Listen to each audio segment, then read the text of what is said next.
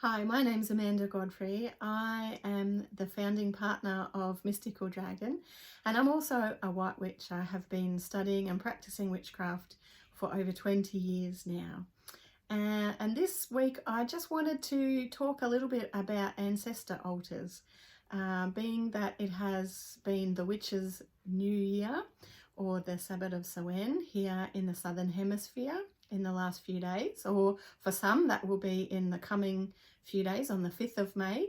I just felt inspired to talk about this type of an altar, which is very traditional to have at this time of year for us, but honestly can be something that we have set up in our home at any time in the year. If we lose a loved one, it's often something that we like to set up to honour and connect to the loved one. Or we can honestly have an ancestor altar that is set up. If we've got the space, we can have it set up the whole year, being able to connect to and honour ancestors there as well. So for me, I have my altar behind me, and I have set up just a corner of my altar to honour my ancestors here. So it can be something that you have as a separate altar, or something you incorporate in perhaps your working altar like I have here. It doesn't have to be anything elaborate. In fact, it is often kept quite simple. It can contain photos of loved ones that you have lost, and that can be family and friends. It doesn't just have to be those that are blood relatives to you, so we can be connecting with and honouring those that those friendships as well that perhaps we've had people pass from. So it's really nice to have photos of those that we have known that have passed. But we can also be connecting with our bloodlines as well, so ancestors that go back further than those that we have known in this physical lifetime. So it might be great grandparents and well beyond that, you know, back to the 1500s. And you don't have to have done your family history to be able to honour that bloodline and honour that family tree. You don't have to have done it. It's just a way that we can connect with it. So if you know perhaps any family crests and things like that, this might be something you want to add to that ancestor altar to honour those bloodlines. The other side of things that we can also connect with this type of an altar is also if you know you have, let's say, Celtic heritage, or Asian heritage, or Italian heritage, whatever kind of heritage, you can actually honour that, let's say, Celtic heritage, and put some things perhaps, or something that connects to Celtic heritage, for instance, for you on this altar, and honour that Celtic heritage or that Italian heritage, etc. So there is more than just those that we have known and lost that we can have represented and to honour and connect with through an ancestor altar. Always I make sure that I have at least one candle on an ancestor altar, and I like to have that lit fairly often. So I'll tend to use like my 9-hour tea lights or something that will burn for a while. I like to light it in the morning as a way to connect with these ancestors as well.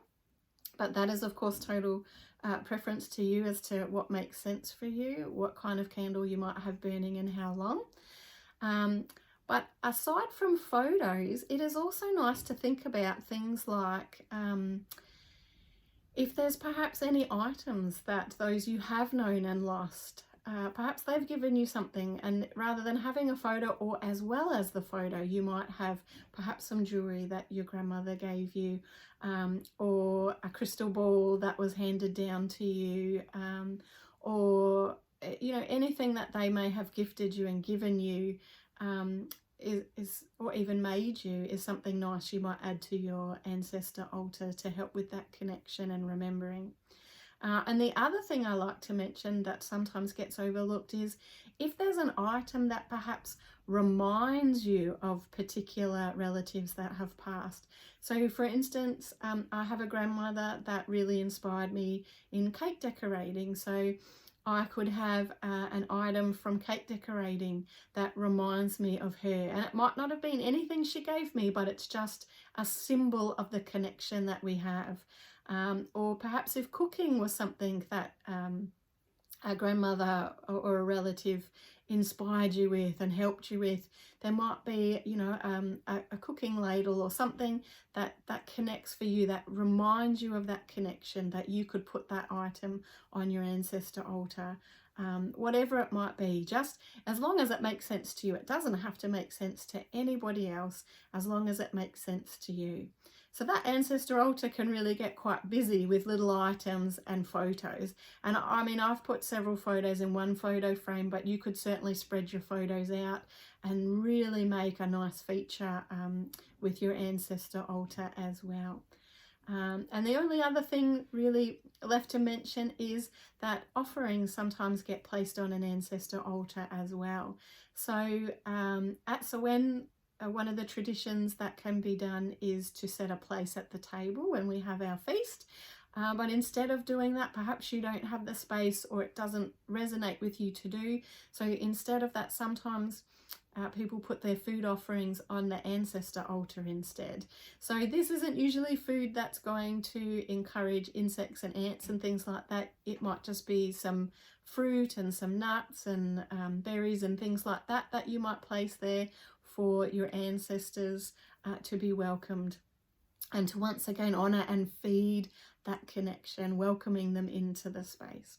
The other thing we like to do at this time, and that you may like to do in the room where your ancestor altar is to do a little bit of divination, perhaps a little bit of mediumship, do a meditation to connect with them, to ask them to come close and to feel that energy, that loving connection, that nurturing connection that you have with them, and to help strengthen that.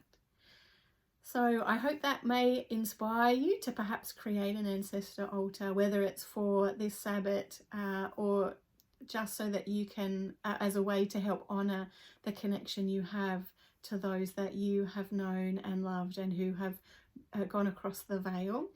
And hopefully I'll get to talk to you again next week and help inspire you in some other way.